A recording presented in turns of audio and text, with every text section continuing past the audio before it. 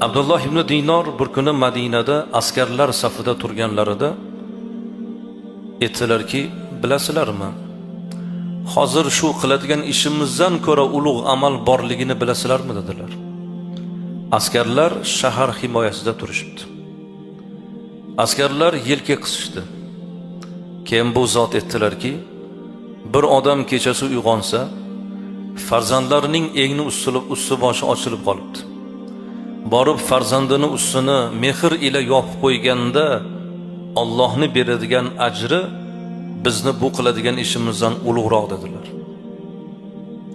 Tasavvur qiling, farzandingizni ochilib qolgan ustini yopib qo'yganingizda Allohning beradigan ajri vatan himoyasida turgan erkak kishini, jangchini oladigan ajridan ulug' demoqdalar. Bolajonlik, bolalarimizga mehr, shafqat bu bizning burchimiz azizlar.